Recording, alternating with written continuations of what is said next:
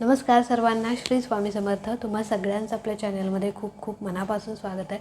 आजचा दिवस तुम्हाला खूप छान आनंदाचा जाऊ दे हीच महाराजांची चरणी प्रार्थना करते आणि आजच्या व्हिडिओला सुरुवात करूया. तर आजच्या व्हिडिओमध्ये आपण सगळ्यात सुंदर माहिती बघणार आहोत. बघा, लवकरच स्वामींचा प्रकट दिन येतो आहे. त्या शुक्रवारी म्हणजेच 20 मार्चला आहे प्रकट दिन. सगळ्यांनाच आतुरता लागलेली आहे, कधी एकदा तो दिवस उजाडतो. आणि या प्रकट दिना दिवशी आपण म्हणजे प्रकट दिनानिमित्त आपण अनेक सेवा केलेल्या आहेत, चालू केलेल्या आहेत. कुणाच्या चालू आहेत, कुणी चालू करणार आहे किंवा कुणी एक दिवसीय सेवा करेल. ज्याच्या यथाशक्तीने यथाभक्तीने जो तो सेवा करत आहे किंवा करेल. पण स्वामींच्या प्रकट दिनाच्या दिवशी अर्थात आपल्या घरात अनेक पदार्थ बनणार, महाराजांच्या आवडीचे पदार्थ बनणार आहेत किंवा महाराजांचा आवडीचा नैवेद्य बनणार आहे. आपल्या सेवेची सांगता असणार आहे. त्या दिवशी खूप घाई गडबड आहे. छान आपण म्हणजे उत्साहाचा तो दिवस आहे.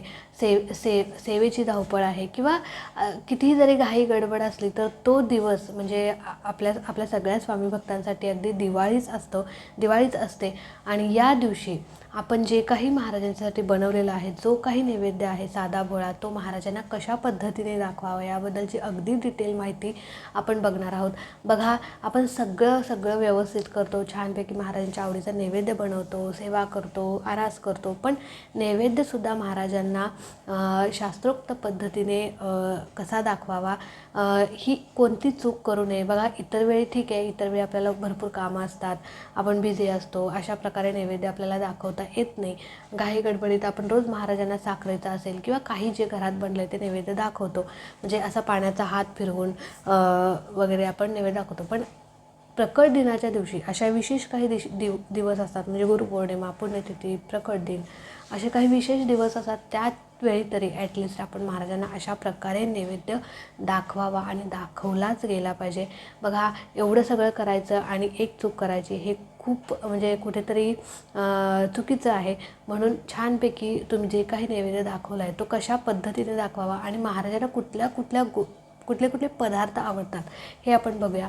बऱ्याच वेळेला आपण गुरुचरित्र पारायण करतो. गुरुचरित्र पारायणामध्ये पण सांगितलेलं आहे की महाराजांना घेवड्याची शेंग आवडते. आता मी सगळ्यात पहिले सांगते की कुठले पदार्थ महाराजांना आवडतात. मग मी असं नाही म्हणत की तुम्ही सगळेच पदार्थ बनवा. आपले महाराज अगदी काही मागतात आपल्याकडे, असं काही नाही. आपले महाराज आपल्याकडे काही मागत नाही, फक्त आपल्याकडून त्यांना निस्वार्थ भक्ती पाहिजे, निस्वार्थी सेवा पाहिजे, एवढंच नामस्मरण आपलं पाहिजे, एवढंच महाराजांना पाहिजे असतं. बाकी महाराजांना आपल्याकडून कुठलीही अपेक्षा नसते, लक्षात घ्या. पण आपले गुरु, आपले लाडके स्वामी म्हणून आपणही आपल्यालाही वाटतं की मीही काहीतरी आजच्या दिवशी महाराजांसाठी फुलाची पाकळी करावी. कारण आपल्या प्रत्येक संकटात, दुःखात महाराजांनी आपल्याला साथ दिलेली आहे आणि गुरुदक्षिणा म्हणून महाराजांसाठी काही ना काही करावं अशी आपली इच्छा असते.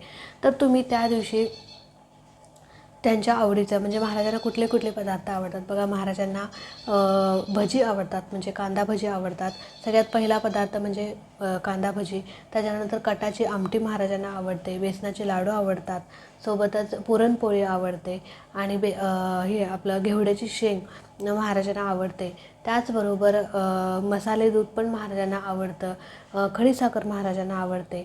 हे जे काही मेन पदार्थ आहेत ते महाराजांना अतिशय प्रिय आहेत. आणि सगळ्यात महत्त्वाची गोष्ट म्हणजे तुम्ही सगळा नैवेद्य केला आहे, पण एक चूक अजिबात करू नका. तर कुठली चूक तुम्हाला सांगते, 99% लोक ही चूक करतातच. तर बघा, सगळ्यात पहिले हे पदार्थ झाले. या पदार्थापैकी तुम्ही कुठलाही एक पदार्थ करा किंवा ह्यापैकी काहीच नाही जमलं तरी तुमच्या घरात जे काही बनले, वरण भात, भाजी पोळी, एखादा गोडाचा पदार्थ म्हणजे खीर वगैरे, आणि ह्यापैकी एखादा पदार्थ तुम्ही नक्की बनवा आणि महाराजांना दाखवायचा आहे. तर हे झालं. आता हे कुठले पदार्थ महाराजांना आवडतात ते आपण बघितलं. आता सगळी तुमची पूजा झालेली आहे, मांडणी झालेली आहे, सेवा झालेली आहे, आता आरती झालेली आहे. आता महाराजांना नैवेद्य दाखवायचा आहे. तर एक ताट घ्यायचं, त्याच्यावरती किंवा केळीचं पान असेल तर केळीचं पान घ्या तुम्ही, किंवा नसेल तर तुम्ही एक ताट घ्यायचं. तुमच्या घरात जेवढे पदार्थ बनले आहेत, मग समजा 5 पदार्थ आहेत, वरण भात, भाजी पोळी, आमटी आणि एखादा गोडाचा पदार्थ, असे जे काही 5-6 पदार्थ आहेत ते सगळे पदार्थ घ्यायचे आणि लिंबूची फोड एक घ्यायची. नसेल तर काय हरकत नाही. मी म्हणजे मला जेवढं माहिती आहे, मी जे करते ते तुमच्यासोबत शेअर करते. ह्यातलं एखादी वस्तू असो नसो काही फरक पडत नाही. जे काही आहे ते मनापासून दाखवा. तर बघा, जे काही आहे ते सगळं ताटात घ्यायचं, थोडं थोडं थोडं सगळे पदार्थ ताटात घ्यायचे. त्याच्यानंतर प्रत्येक पदार्थावर तुळशीचं पान ठेवायचं. तुळशीच्या पानाशिवाय महाराज आपले नैवेद्य ग्रहण करत नाहीत. म्हणून प्रत्येक पदार्थावरती जरी आमटी तुम्ही वाटीत ठेवली, जरी दूध वाटीत ठेवले, तर त्या दुधामध्ये तुळशीचं पान ठेवायचंच. कळालं? प्रत्येक पदार्थावरती भात ठेवला आहे, भातावरती तुळशीचं पान, भाजी ठेवलं आहे, भाजीवरती तुळशीचं पान, बेसनाचा लाडू आहे त्याच्यावरती तुळशीचं पान, असं प्रत्येक पदार्थावरती एक एक तुळशीचं पान ठेवायचं. त्याच्यानंतर जे काही आपण ताट आणलेलं आहे ते महाराजांच्या समोर इथे ठेवायचं. ठेवण्याच्या आधी आता इथे तुमची आरास वगैरे आहे, समोर एक पाट ठेवायचा. पाटावरती चौकोनी मंडल काढायचं, भरीव मंडल काढायचं, त्याच्यावरतीच ते ताट ठेवायचं. नुसतं डायरेक्ट जमिनीवर किंवा डायरेक्ट पाटावर अजिबात जेवणाचं ताट किंवा नैवेद्याचं ताट ठेवायचं नाही. बघा आता हा समजा हा पाट आहे, तर ही दोन जी बोटे आहेत, ही दोन जी बोटे आहेत उजव्या हाताची, ती पाण्यात बुडवायची. म्हणजे एक तांब्या भरून पाणी घ्यायचं, त्याच्यात त्या तांब्यात पण तुळशीचं पान टाकायचं. कळालं? आणि ह्या दोन बोटांनी चौकोनी मंडल करायचं त्या पाटावरती.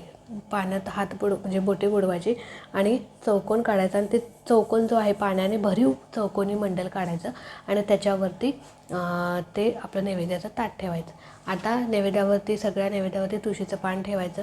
आता जे काही आपण पाण्याचा तांब्या घेतलेला आहे, तो तांब्या, त्यातलं जे काही तुळशीचं पान आहे, कळालं, ते तुळशीचं पान घ्यायचं. त्या तुळशीच्या पानाने आपल्याला नैवेद्यात म्हणजे स्वाहाकार करायचा आहे. स्वाहाकार करायचा म्हणजे काय? ज्यावेळी आपण स्वाहाकार करत असतो त्यावेळी महाराजांच्यापर्यंत तो नैवेद्य पोहोचत असतो, म्हणजे स्वाहा स्वाहा. तर काय करायचं बघा, सगळ्यात पहिले धूपदीप म्हणजे हे ताट ठेवायचं, त्याच्यानंतर धूपदीप अगरबत्ती लावून घ्यायची, महाराजांना ओवाळायचं. म्हणजे धूपदीप अगरबत्तीने ओवाळायचं. त्याच्यानंतर जे काही तुळशीपत्र आहे ते तुळशीपत्र 3 वेळा गायत्री मंत्र बोलायचा. सगळ्यात पहिले 3 वेळा गायत्री मंत्र बोलायचा. ते म्हणजे तांब्यातलं तुळशीपत्र आहे ना, ते घ्यायचं हातात आणि 3 वेळा ओम भू भू स्वा तत्सवितुर् वरेण्यं भर्गो देवस्य धीमहि असं म्हणत 3 वेळा ताटाभोवती फिरवायचं. पाण्याने ताटाभोवती त्या तुळशीच्या पाण्याने फिरवायचं. आता हे ताट आहे, ओम भू भू स्वा तत्सवितुर् वरेण्यं भर्गो देवस्य धीमहि धियो यो न प्रचोदयात्, ओम भू भू स्वा, अशा प्रकारे 3 वेळा गायत्री मंत्र बोलायचा. आणि म्हणजे गायत्री मंत्र आता 3 वेळे होईपर्यंत गायत्री मंत्र जेवढ्या वेळ होईल तेवढ्या वेळा म्हणा. आणि त्याच्यानंतर जर तुम्हाला गायत्री मंत्र येत नसेल तर स्वामींचा जप केला तरी चालेल. श्री स्वामी समर्थ, श्री स्वामी समर्थ, अशा प्रकारे 3 वेळा अशा प्रकारे म्हणत 3 वेळा त्या ताटाभोवती पाणी फिरवायचं. त्याच्यानंतर तेच तुळशीचं पान घ्यायचं आणि काय करायचं बघा, इथे महाराजांची मूर्ती आहे, इथे ताट आहे, तर काय करायचं, सगळ्यात पहिले पाणी घ्यायचं, ओम प्राणाय स्वाहा असं म्हणायचं आणि ते तुळशीपत्र महाराजांच्या चरणांपासून ठेवायचं म्हणजे काय, तिथे स्पर्श करायचा. त्याच्यानंतर परत ते तुळशीपत्र उचलायचं, ओम उदानाय स्वाहा, परत पाणी घ्यायचं थोडं, ओम उदानाय स्वाहा, ओम व्यानाय स्वाहा, ओम समानाय स्वाहा, ओम ब्रह्मणे अमृतत्वाय स्वाहा, ओम अपनाय स्वाहा. हे जे काही 5 स्वाहा आहेत त्या ताटावरून फिरवून अशा प्रकारे म्हणून ते जे काही मी परत एकदा सांगते, पहिल्यांदा तुळशीपत्र घ्यायचं, 3 वेळा गायत्री मंत्र किंवा स्वामींचा जप करून ताटाभोवती फिरवायचं. त्याच्यानंतर तेच तुळशीपत्र घ्यायचं, पाण्यात बुडवायचं, परत स्वाहाकार करायचा आहे. पहिल्यांदा ओम प्राणाय स्वाहा, ओम अपनाय स्वाहा, ओम व्यानाय स्वाहा, ओम उदानाय स्वाहा, ओम समानाय स्वाहा, ओम ब्रह्मणे अमृतत्वाय स्वाहा. हे 6 स्वाहाकार करून म्हणजे प्रत्येक वेळेला ते ताटाभोवती फिरवायचं. आणि जे काही ते तुळशीपत्र आहे, तुळशीपत्राची जी काडीची बाजू आहे ते महाराजांच्या चरणांशी ठेवायचं. कळालं? आणि मग त्याच्यानंतर महाराजांना तुळशीपत्र म्हणजे जे काही तुळशीपत्र आहे ते स्वामींना अर्पण करायचं आणि त्याच्यानंतर महाराजांना नमस्कार करायचा. अशा प्रकारे तुम्हाला स्वामींना प्रकट दिनाच्या दिवशी नैवेद्य दाखवायचा आहे. बघा, अवघड असं काही नाही आहे, फक्त सोपंच आहे. फक्त ताट घ्यायचं, तर प्रत्येक ताटावरती म्हणजे प्रत्येक पदार्थावरती तुळशीपत्र ठेवायचा, चौकोनी मंडल जिथे ताट ठेवणार आहे त्याच्यावरती चौकोनी मंडल करायचा आणि त्याच्यानंतर 3 वेळा हातात तुळशीपत्र घ्यायचं. जे काही पाण्याचा तांब्या आहे त्यात पण तुळशीपत्र ठेवायचं. तेच तुळशीपत्र घेऊन 3 वेळा गायत्री मंत्र बोलून ताटावरून पाणी फिरवायचं किंवा स्वामींचा जप करून ताटावरून पाणी फिरवायचं. आणि त्याच्यानंतर ओम प्राणाय स्वाहा, ओम अपनाय स्वाहा, ओम व्यानाय स्वाहा, ओम उदानाय स्वाहा, ओम समानाय स्वाहा, ओम ब्रह्मणे अमृतत्वाय स्वाहा. हे अशा प्रकारे स्वाहाकार करून महाराजांना नैवेद्य दाखवायचं आणि जे काही तुळशीपत्र आहे ज्याने आपण स्वाहाकार केला ते तुळशीपत्र महाराजांना अर्पण करायचं. म्हणजे इथे मूर्ती आहे ना, आता त्या मूर्तीच्या चरणांशी अर्पण करायचं. त्याच्यानंतर आता जे काही ताट आहे ताट इथेच ठेवायचं. 15 मिनटं 20 मिनटं 1 तासभर महाराजांच्या समोर ते ताट ठेवायचं, झाकून ठेवायचं, उघडं ठेवायचं नाही, झाकून ठेवायचं.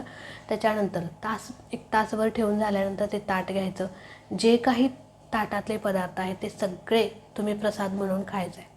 नाहीतर कसं होतं की आपलं काय होतं की जी ताटातली म्हणजे नैवेद्याची जी भाजी आहे ती आपण आपल्या भाजीत मिक्स करतो, भातात मिक्स करतो, आमटीत मिक्स करतो किंवा गोडाचा पदार्थ असेल त्यात मिक्स करतो. तर असं करायचं नाही, हे ताट सेपरेटच ठेवायचं.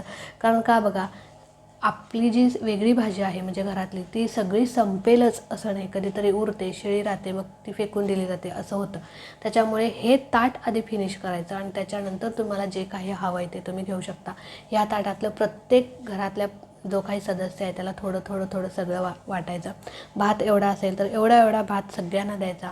एखादी खिरीची वाटी असेल तर प्रत्येक चमचा खीर जी आहे ते प्रत्येकाला द्यायची. म्हणजे प्रत्येक पदार्थ प्रत्येकाने वाटून खायचा आणि ते ताट पहिल्यांदा नैवेद्याचं फिनिश करायचं आणि मग तुम्ही बाकीचं काही घेऊ शकता. तर अशा प्रकारे महाराजांना नैवेद्य दाखवा. मी पहिल्यांदा सांगितलं की महाराजांना कुठले कुठले पदार्थ आवडतात त्यापैकी एखादा पदार्थ तुम्ही नक्की करा. तर अशा प्रकारे रोज नाही ना जमत आपल्याला, एखाद दिवशी तरी अशा प्रकारे नैवेद्य महाराजांना दाखवा. तर चला, आजचा व्हिडिओ तेच एंड करते. आवडला असेल तर नक्कीच, आणि अशा प्रकारे जर तुम्ही महाराजांना नैवेद्य दाखवाल तर महाराज नक्कीच तो ग्रहण करतील, यात काही शंका नाही, आणि त्यांनाही ते आवडेल. तर चला, आजचा व्हिडिओ इथेच एंड करते. आवडला असेल तर नक्कीच लाईक करा, शेअर करा. चॅनलवरती नवीन असाल तर चॅनलला सबस्क्राईब नक्की करा.